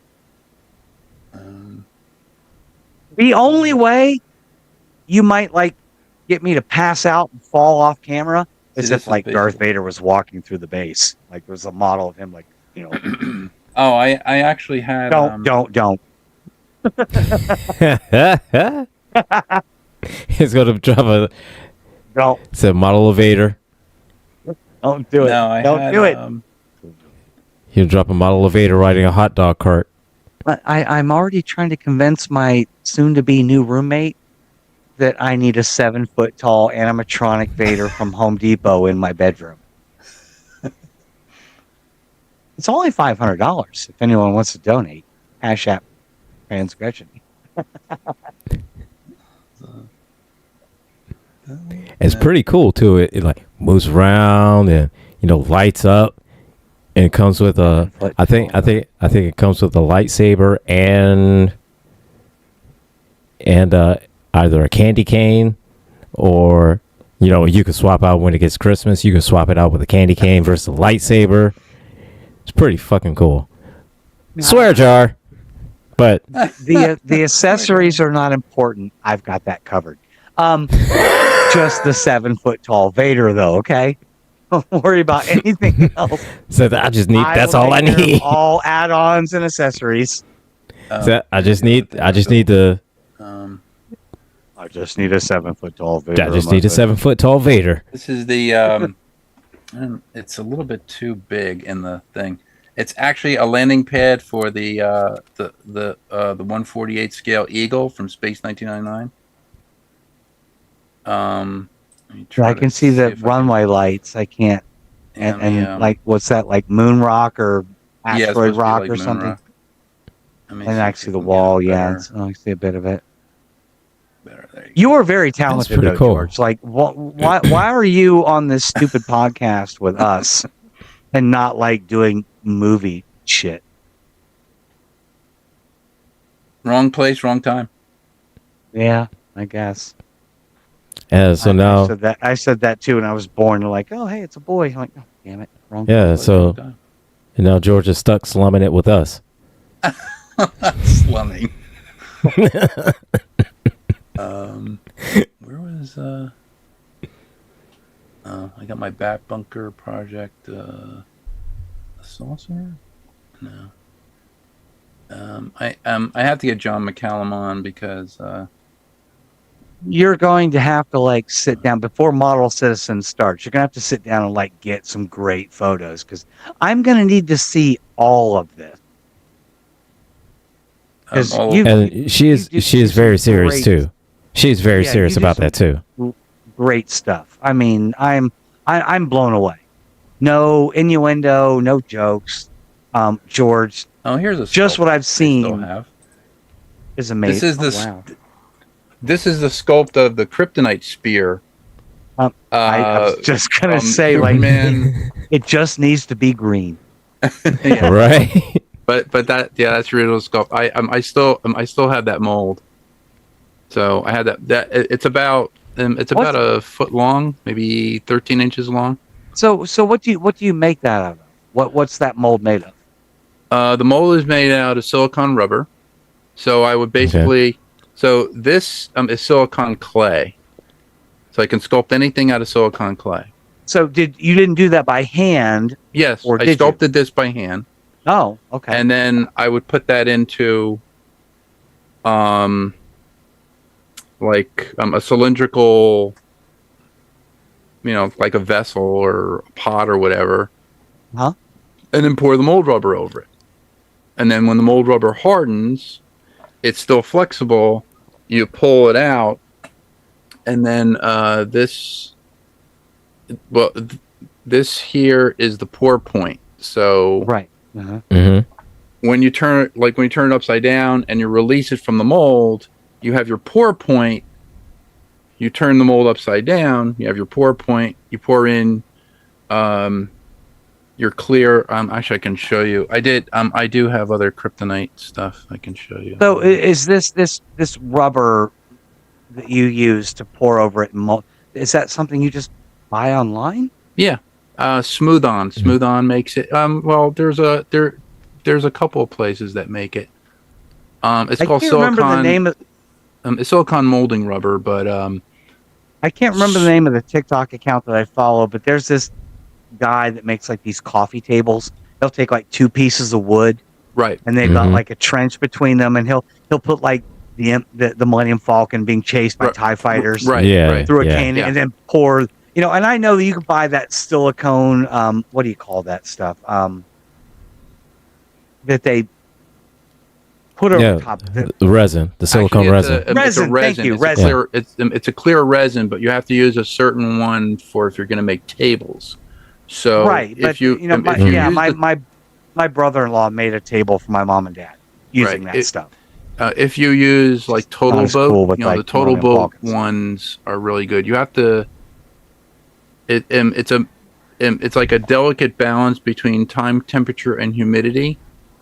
So you don't want it to, like, if you're going to do a deep pour of resin, like, if you're going to do like 4 to 5 inches of like a deep pour resin, over wood, you want to encapsulate the wood first, with resin. Right. You let that hard up, and then you would put your 2 pieces in. You would add all of your little Star Wars ships, in the trench or flying through like a canyon if you did something like that. And then you would pour in, the resin. You want to pour it in, like, if you did it all at once, you would have to check the temperature, the ambient temperature of the room. If it's too warm, because the resin is going to create an exothermic reaction. If it gets too hot and starts curing, it may crack. The whole thing just may crack. So Yeah. the thing that they do is and my they put it brother-in-law into- probably didn't know that because my mom and dad's table is cracking at the seams. Oh, yeah. So When I go over for dinner, I'm like, "Oh, hey, look, there's wood panels here. It's cracking." And they're like, "Yeah, Butch said he would come." Whatever. Butch screwed up. Butch, you screwed up. But you also voted for Trump, so I really don't care about you, Butch. So, get out. So that picture is me sitting at Steve Neal's chair. He made that chair, and he also made this Enterprise is 66 inches long. That's all done by hand. He made all that by hand. That's from the only reason I haven't built my Man. model Enterprise yet is I want to paint it like every little panel. I want to do it super detailed, but like I also want to finish it. But yeah, that's some cool stuff, George. You do some amazing. yeah, I didn't realize you were so involved in that kind of stuff. That is amazing.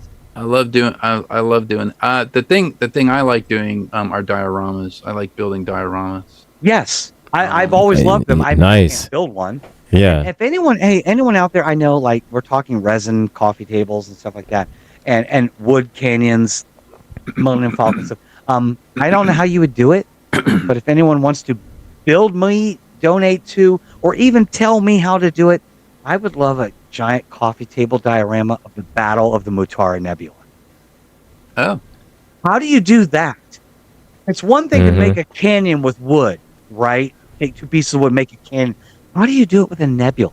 somebody did the Battle of the Mutara Nebula on Facebook on one of my model things. They I want they to did see it. Share it with me. Share it with me. I want to see it.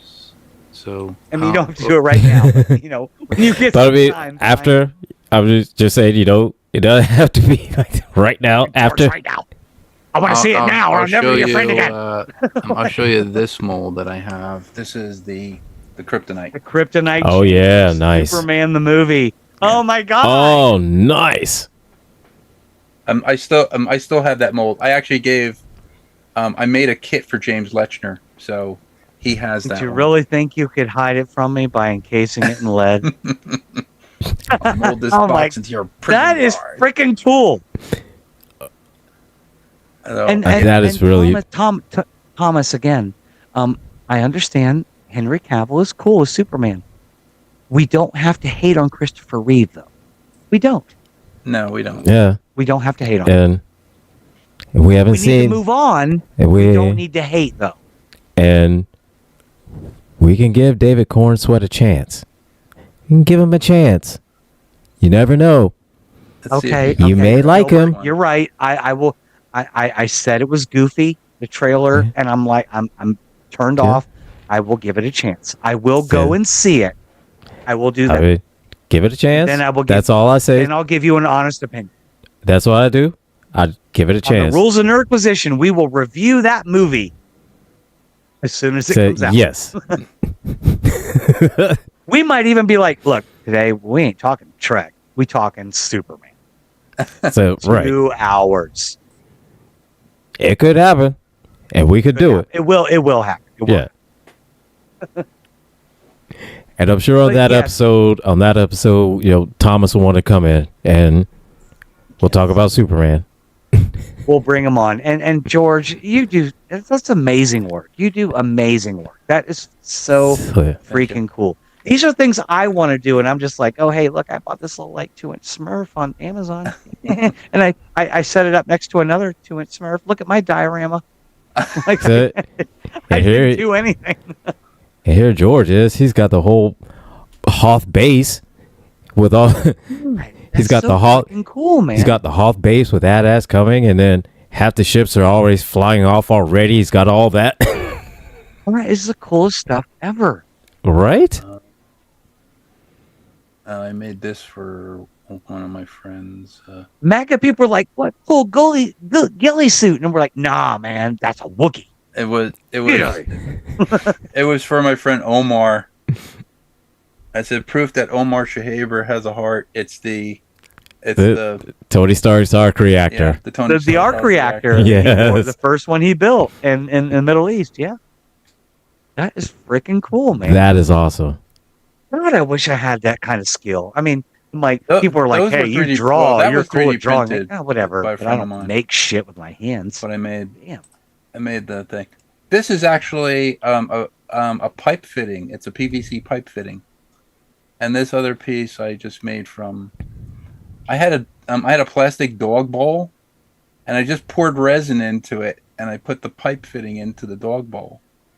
I am going to have to find the lightsaber hilt that I made out of hydroponic fittings. I have to find it now. Say, hey, I did something once. I made a lightsaber hilt out of hydroponic growing fittings. The one I want to make is Mace Windu's lightsaber, because the one that they made for Samuel L. Jackson.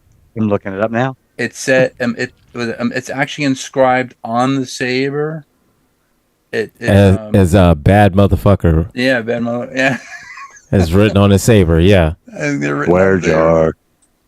Swear jar on that one, but that is it is actually what's written on his lightsaber. Is that? Of course, because it could have been Pulp Fiction. It could have been he was in what was that dude that Obi-Wan went to see? The guy that was like, Obi-Wan is a Camino saber dart and Attack of the Clones. You know what I'm talking about? Oh yeah. That diner, right? That the guy, the forearm guy that pulled his britches. Yeah, Mace Windu could have been in that bar, and it could have got held up, and everyone dropped their stuff in a bag, and Mace Windu would be like, "Look, you can take all the cash. I just want my lightsaber." Well, how do I know which one's yours? Well, it's the one that says "bad motherfucker" on. So we all know he probably do like this. Where's your? He said, "Take all the cash or leave the saber." What saber? Right. The one that says "bad motherfucker" written on it. Exactly. I did not realize that. Yeah. Did you realize the in Captain America, the Winter Soldier at the end when oh my god, it says "bad motherfucker."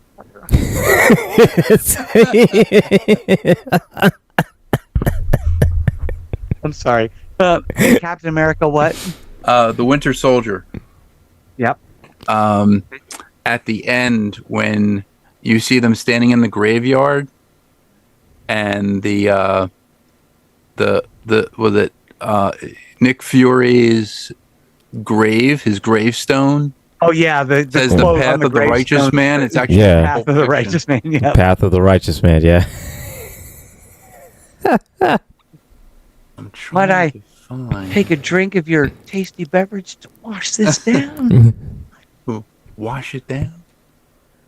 That is Big burger. I know. A lot of people think I've got like this huge crush on Samuel Jackson. I don't necessarily. I'm sorry, Sam. You're not that attractive of a guy. This is the chair. But oh my god, are your roles amazing? Iconic. No one could say I'm tired of these MF and steaks on this MF and plane. and make Nobody. me believe it. And Nobody. make me believe it. None. That should be the next project. The only thing that outshined Sam Jackson Nice. in Pulp Fiction was John Travolta when he danced. Because I'm sorry, John Travolta's a crazy Scientologist, but if I ever cast him in a movie, he has to dance. I mean, Isn't that what John Travolta does? I mean, He dances. yeah. I mean, he had a whole movie about it, about his dancing. I mean, yeah. A whole movie about a whole day, about a whole night, about a whole fever, where he danced. Yeah.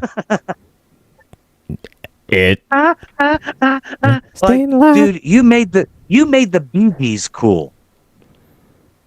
Like, yeah. When was disco ever cool? Until you came along, John. And also, rest in peace to your wife. She was hot. Your wife was hot. Anyway. Trying to find the other pictures, and I can't find them.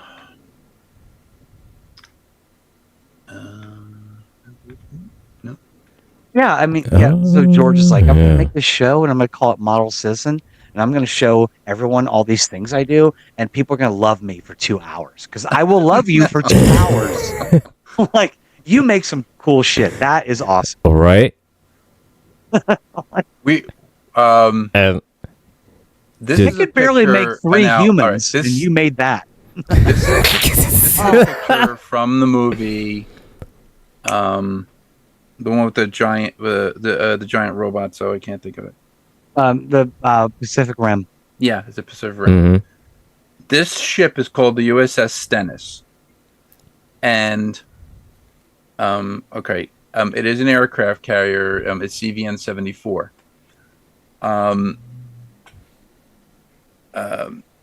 My friend Eric Longstreet he's the one who did the Thing Flying Saucer for Jersey Fest. That's where I met him.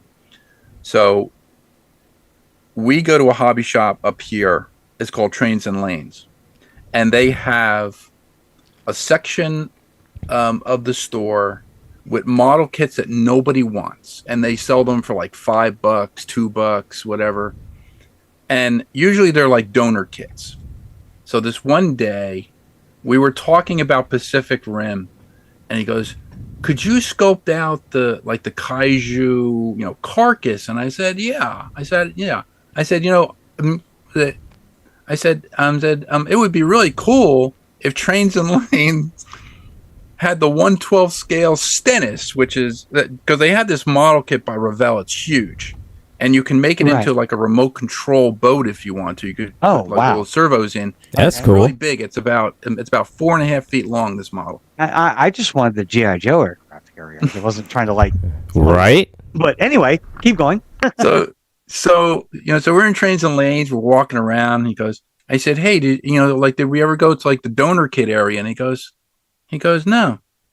We walked there, and sitting there is the USS Stennis. We were talking about Pacific Rim that day, and we walked in. I said, and he goes, "Holy shit!" I went, I was like, "We were just talking about the Stennis." He goes, "Yeah." He goes, "Here it is." I said, "How much is it?" $10. I was like, "This is like the Stennis a real aircraft carrier?" Oh yeah. Or was it a real aircraft carrier? Yep. Michael Pruitt in the YouTube chat says my best friend served on that ship. So. Oh, cool. Yeah. USS Stennis? Yeah. STNNIS? Yes.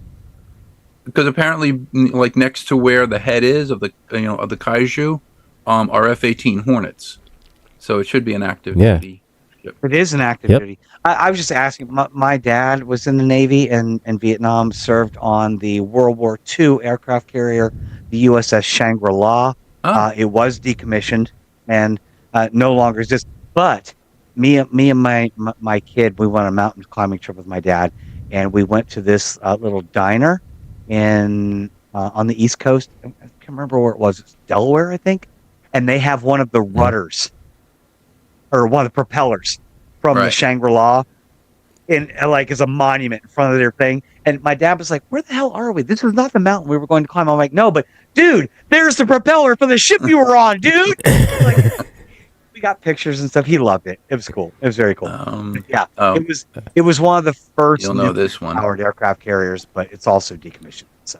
Oh, here we go. Look at that right there. This is the one. Oh, Battlestar Galactica Cylon. The Cylon Raiders, man. This is the 1/32 scale Cylon Raider model. This is a huge. My Air Command. It's a huge kit. Oh my god, that is amazing. It's freaking cool. The engines. I did like a planetary base and put the engines in. And that is so cool. The engines are actually clear, so there's like clear baffles for the engines to put in lighting. Oh man! And then they have these two molded, pieces in the actual piece, so you can like stick LEDs in there. Nice. But this stripe here, it's not a decal. What I did was, I cut out. There's I cut out a template out of paper, and then I actually cut out the stent. So what I did was I sprayed the entire model black, with black paint. I put a black coat on it, but so I did it black, and then what I did was I took painter's tape and I made a painter's tape stripe that goes over the black, and then sprayed it gray, and then I just pulled off the painter's tape, and there's your stripe, because the monogram model kit comes with a decal, and that decal always broke up. It always broke, like whenever I tried to piece it together, and it just didn't look right. But this is the Mobius one. The Mobius one's really nice. That is cool, and that is an awesome way to end the show. So yes, so we're at the end of the show. For Model Citizen, I can't wait for that show. It's going to be all the shit you make. It's going to be an amazing show. Swear jar. So we're going to start Model Citizen in this coming new year. In the new year. I don't know when. Probably on a Saturday. You want to do it on a Saturday? Saturdays are good for me. I'm off Saturdays and Sundays, so I'm okay. Good on weekends. So we're gonna go ahead and the show. Are we gonna wait until you move? You want to wait until after you're moved and settled in? That's 5 months from now. I wouldn't wait that long, because rules and requisition is not stopping. Yeah. So the villain's view is not stopping. I mean, I may take a week off for the move. Okay. But no, I mean, that's 5 months from now. Don't worry about it. It's okay. We're well into spring, summer, right. Spring, summer. All right. Cool. Yeah. So, and on that note, Shangri-La. Thank you, Dad. Thank you, nice. Thank you, Dad, for your service. Thank you. Yeah. And on that note, so we're going to go ahead and end the show.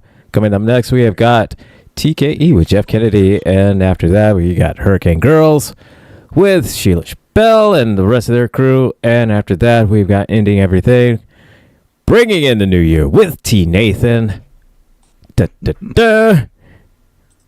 And for everybody here, take care, everybody. Happy New Year to you. Loves you all. Happy New Year to everyone. Thank you very much for Gretchen for coming on and saving us again. Anytime. I'll come back next week if you want to. Yeah, that's fine. Yeah, come on. You're coming back next week. And so the show is brought to you in part by CNSDeskComputers.com. Go to get your system fixed. Either go there or even just get it maintained. Build a new system there too. Serving the Pennsylvania and East Stroudsburg, Pennsylvania area. They'll get you straight. They'll get you all squared away. So we'll go ahead and end this. Coming up next,